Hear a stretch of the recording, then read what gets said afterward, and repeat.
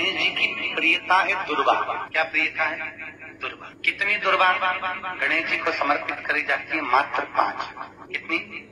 आज के जमाने में लोग गट्ठा बनाकर चढ़ा दें, वो अपनी जगह पर है। 5 दुर्वा पंचम इंद्रियों को वश में करने के लिए और भगवान के 5 जो स्वरूप हैं उनको अपने भीतर उतारने के लिए 5 दुर्वा। और दुर्वा में भी 3 गांठ। जब दुर्वा समर्पित करी जाती है तो उसमें नीचे दुर्वा की डंडी पर गांठ होती है। 3 छोटी छोटी गांठें होना चाहिए।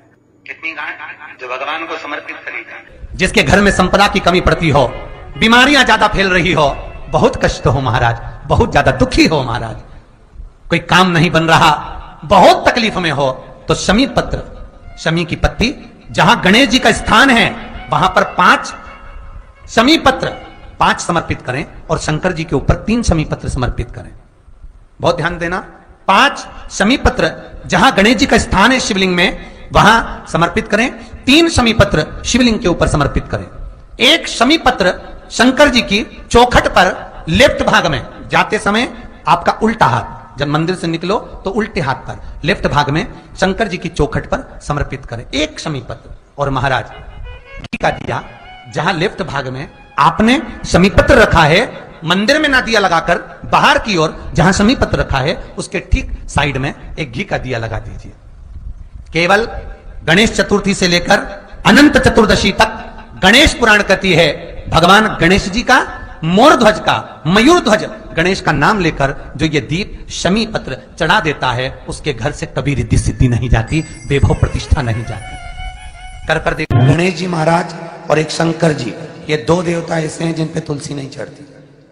शंकर पर तुलसी चढ़ा दो तो व्यक्ति रोगीला होता चले जाता है, और गणेश जी को तुलसी चढ़ा दो तो व्यक्ति के घर का धन छिन्न हो जाता है महाराज। इसलिए गणेश जी के भोजन में तुलसी नहीं डलती,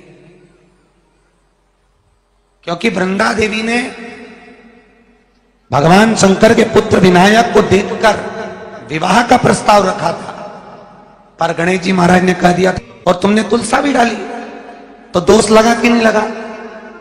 अरे बोलो तो लगा? नहीं लगा। क्यों नहीं लगा? अगर थाली को अंदर से लेकर आए, पुष्टि मार्ग का नियम, जब ठाकुर जी के सामने 56 भोग, कुनवाड़ा, अन्नकूट लग जाता है, लगने के पहले उसको जब लेकर आते हैं रसोई घर से, भोजनशाला से, तो उसमें तुलसी डाल के नहीं लाते। अगर रसोई घर से भोजन में तुलसी डलकर अगर ठाकुर जी के सामने वो थाली रखी तो ये पक्का है वो थाली ठाकुर जी नहीं जीमेंगे, क्योंकि उसमें तुलसी रखी हुई आई है। हाँ, जब ठाकुर जी के सामने थाली रखा गई और तुमने थाली रखने के बाद में मंदिर के सामने बैठ के फिर तुलसी डाली तो ठाकुर जी उसको स्वीकार कर लेते हैं। क्यों? क्योंकि 33 करोड़ देवी देवता एक जगह पर विराजमान हैं। जब हम थाली रखते हैं, प्रथम देव उस भाग को ग्रहण कर ले। जब तक तुलसी डालते हैं प्रथम देव अपनी दृष्टि हटा लेते हैं। समय होता है, एक टाइम होता है, एक पल होता है, एक घड़ी होती है कि गणेश जी महाराज हमारे घर में आ गए। गणेश जी की सबसे पहली जो आरती हो, उस आरती के समय पर अगर धूप बत्ती जलाई जाए या गोबरी को जलाकर उसमें गूगल छोड़ी जाए और गूगल छोड़ने के बाद गणेश जी का नाम ध्रुम वर्ण कह दिया जाए तो गणेश जी को तुम्हारे घर की पूजा स्वीकार करना पड़ती है। बस वो समय हम जानते, हम तो बस उतना जानते हैं कि शिव महापुराण में लिखा और मुद्गल पुराण में लिखा, गणेश पुराण में लिखा, गणेश जी का एक नाम होता है ध्रुम वर्ण। क्या नाम है?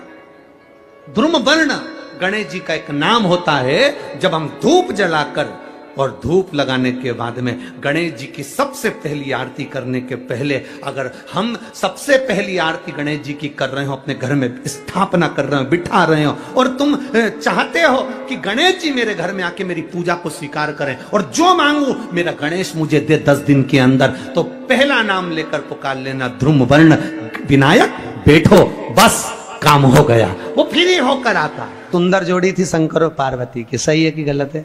कभी नहीं झगड़ते थे, इसलिए पृथ्वी पर ना तो लक्ष्मी जी के व्रत हैं, ना ब्रह्माणी के व्रत हैं, ना इंद्राणी के व्रत हैं। अगर पूरी पृथ्वी पर सबसे ज्यादा व्रत किसके हैं? माता पार्वती। तीज का व्रत किसका? पार्वती का। चतुर्थी का व्रत किसका? पार्वती का। चौथ का व्रत किसका? पार्वती का। छठ का व्रत किसका? पार्वती का। जितने व्रत है सब माता पार्वती। गणेश जी मैया को प्रसन्न करने के लिए अष्ट रूप में धारण करते हैं। 8 रूप भगवान गणेश जी ने धारण किए। एक मयूरेश्वर गणेश, दूसरा सिद्धि विनायक, तीसरा बल्लालेश्वर, फिर वरद विनायक, फिर चिंतामणि, फिर गिरजात्मज, फिर भगवान गणेश विघ्नेश्वर अष्ट विनायक, फिर महागणपति। ऐसे गणेश जी के अष्ट नाम हुए। उस समय तिजोरी के अंदर जो गणेश की प्रतिमा रखी जाती है किस नाम से रखी जाती है? तो तिजोरी में हम जो गणेश की प्रतिमा रखते हैं वो वरद विनायक के नाम से रखते हैं। कौन सा गणेश? वरद। वरद विनायक के नाम से तिजोरी में गणेश रखते हैं। और वरद विनायक के नाम से गणेश जी तिजोरी में रखाते हैं। आपको कथा में कहा था, घर में सीधी सूंड का गणेश और व्यापार व्यवसाय ऑफिस में उल्टी सूंड का गणेश होना चाहिए। वरद विनायक को तिजोरी में। जब मकान का गृह प्रवेश होता है तो गणेश जी की पूजन जो दरवाजे पर करी जाती है उसे सिद्धि विनायक गणेश कहते हैं। कौन सा गणेश?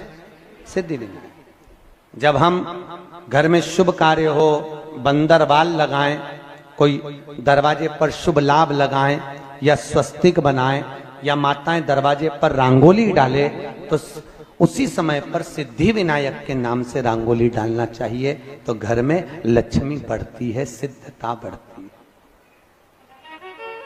याद रखिए, कभी भी गणेश जी को, मिट्टी के गणेश जी लाते हो भादो महीने में, तो विसर्जन करो तो विसर्जन के समय पर 2 बिंदी, एक कंकु की एक हल्दी की, दीवार पर जरूर लगा देना चाहिए।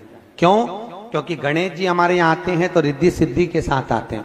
पर जब गणेश जी जाते हैं, अगर हम बिंदी नहीं लगाते हैं तो गणेश जी अपनी रिद्धि सिद्धि को साथ में लेकर चले जाते हैं। पति के साथ पत्नी वापिस चली जाती है। जब हम बिंदी लगाते हैं तो उसका मतलब होता है कि हमारे घर की बहू हमारे घर में रहे, बेटा भले भ्रमण के लिए जाए। तो गणेश जी जाते हैं, रिद्धि सिद्धि घर में रह जाती है। इसलिए रिद्धि सिद्धि को घर में रखने के लिए 2 बिंदी लगाना चाहिए, एक कुंकू की, एक हल्दी। रिद्धि सिद्धि। गणेश जी की प्रियता है दुर्वा। क्या प्रियता है? दुर्वा। कितनी दुर्वा गणेश जी को समर्पित करी जाती है? मात्र 5। कितनी? आज के जमाने में लोग गट्ठा बनाकर चढ़ा दें, वो अपनी जगह पर 5 दुर्वा पंचम इंद्रियों को वश में करने के लिए और भगवान के 5 जो स्वरूप हैं उनको अपने भीतर उतारने के लिए 5 दुर्वा।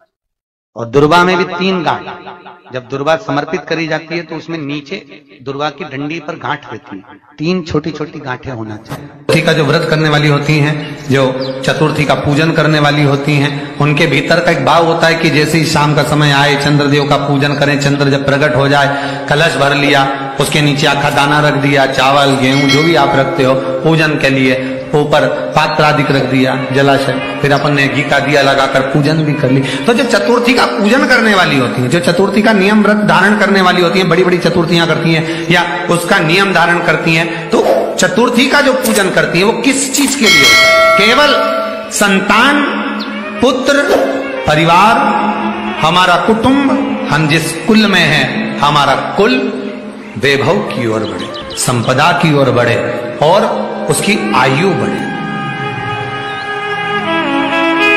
उसकी आयु बढ़े, वैभव बढ़े।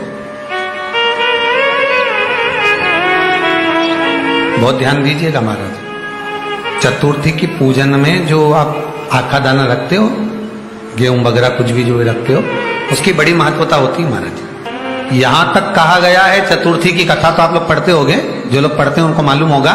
चतुर्थी की कथा में लिखा है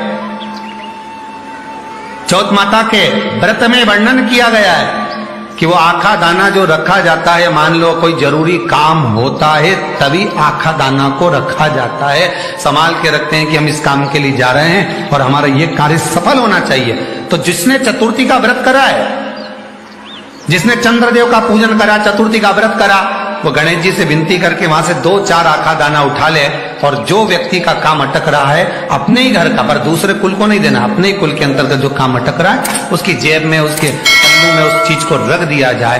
तो चतुर्थी जो अगली आती है, जैसे आप महीने की करते हो तो महीने की, और आप जैसे करते हो कि 4 अलग बड़ी बड़ी चतुर्थी करते हो तो उसके अनुसार आपका कार्य सिद्ध होता ही है। उस आखे दाने का इतना महत्व होता है क्योंकि चतुर्थी का व्रत करने वाली माता जब व्रत करती है तो स्वयं चतुर्थी की कथा में लिखा हुआ है कि पार्वती जी गणेश जी से चतुर्थी की कथा बचवाती। चतुर्थी की कथा बाची किसने थी? स्वयं गणेश जी महाराज ने। और सुनी किसने थी? माता पार्वती। बाचने वाले गणेश जी थे, सुनने वाली माता पार्वती थी। तो चतुर्थी की कथा जब होती है तो उसको स्वयं गणेश जी बाच रहे।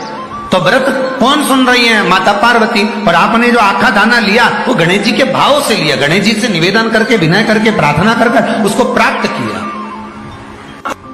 जितने आस्था चैनल पर कथा सुन रहे हो, जितने फेसबुक और यूट्यूब पर सुन रहे हो, और जितने इस छत्तीसगढ़ की पावन धरा पर बैठकर सुन रहे हो, बहुत सावधानी से सुनना। एक छोटा सा कपूर का टुकड़ा जब आरती में जलाया जाता है तो ये कपूर क्यों जलाते हैं? इस कपूर का महत्व क्या है? इस कपूर का कारण क्या है? ये कपूर है कौन जिसको हम आरती में जलाते हैं? क्या जरूरत इस कपूर को आरती में जलाने की? क्या जरूरत इसको यज्ञशाला में जलाने की? क्या जरूरत है इस कपूर को पूजन में जलाने की? स्वयं गुरु बाबा कहते हैं यदि कोई आरती में, पूजन में, घर में एक कपूर का टुकड़ा आरती के बाद में जब समर्पित करेगा तो उसको अश्वमेध यज्ञ का पुण्य प्राप्त हो जाएगा। अश्वमेध यज्ञ के पुण्य को पाने के लिए कपूर का टुकड़ा आज भी आरती में जलाया जाएगा। एक कपूर का टुकड़ा सुख का, इसीलिए हमारे यहाँ शास्त्र कहता है महाराज, जब आपको घर में अगर ऐसा लगने लगे कि 15 दिन से बहुत बेचैनी है, बहुत दुख तकलीफ लग रही है, कोई ना कोई बीमार पड़ रहा है, कुछ ना कुछ तकलीफें लग रही है, तो एक पीपल का पत्ता ले लो, उसके ऊपर कपूर का टुकड़ा ले लो, सारे घर में घुमाकर उसको दरवाजे के बीच मध्य में जलाकर रख दीजिए। थोड़ी सी जला 20 से 25 मिनट के अंदर मकान में एनर्जी वापिस आ जाएगी, उस भवन में एनर्जी वापिस प्राप्त हो जाएगी। 20 से 25 मिनट के अंदर एनर्जी लग रहा है कि यहाँ नेगेटिव है तो उसको पॉजिटिव बनाया जा सकता है। रात को 12 बजे शंकर जी के मंदिर में शिवलिंग पर चढ़ी हुई बेलपत्री को उठाकर शंकर मंदिर का शिखर देखकर चबा चबा कर खा लीजिए। आपके पांव के घुटने बदलने की जरूरत नहीं पड़ेगी, ऑपरेशन की जरूरत नहीं। पेटता अलमस्तता। इस संवाद के अंतर्गत ये जो संवाद आया है श्री गणेश जी महाराज ने श्री शैलम पर, कार्तिकेय महाराज की पावन धरा पर, मल्लिकार्जुन की पावन धरा पर, श्री शैलम में 3 प्रश्न श्री गणेश जी महाराज ने करे और वो गणेश जी के 3 प्रश्न आपको भी ज्ञात होना चाहिए। पहला प्रश्न गणेश जी महाराज ने अपनी माता से कहा, माँ मृत्यु लोक के अंतर्गत इस भूमि पर जन्म लेने के बाद में अगर व्यक्ति को वृद्ध अवस्था का सामना ना करना पड़े तो उसके लिए क्या करना चाहिए? सुन लेना जवान भाई, जितने भी बेटा बेटी बैठे हैं और जितने आस्था चैनल पर, फेसबुक, यूट्यूब पर सुन रहे हैं, बड़े ध्यान से सुन लेना कि मान लो कि हमें वृद्ध अवस्था देखना ही ना पड़े, उसके लिए क्या करना पड़े? तो कहा उसका एक ही साधन, राम राम रटते रहो जब तक घट में प्राण, कब हो तो दीन दयाल के भनक पड़ेगा। महाराज एक कर्म करते रहो, तुम्हारा कर्म जरूर करो, काम करते करते करते करते करते करते भी भगवत स्मरण करते। धर्म और कर्म, इन दोनों में अंतर क्या है? बोलो जल्दी जल्दी बोलिए। धर्म और कर्म में अंतर क्या है? धर्म अष्ट विनायक में एक विनायक, सबसे प्रबल विनायक, अष्ट विनायक में सबसे प्रबल।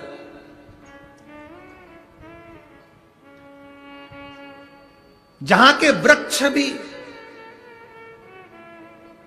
मोर का रूप लेकर आवाज लगाते हैं शिव जी को।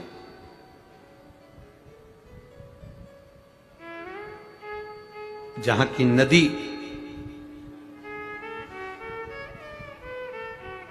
सिंधुरासुर असुर के कारण करहा रही है,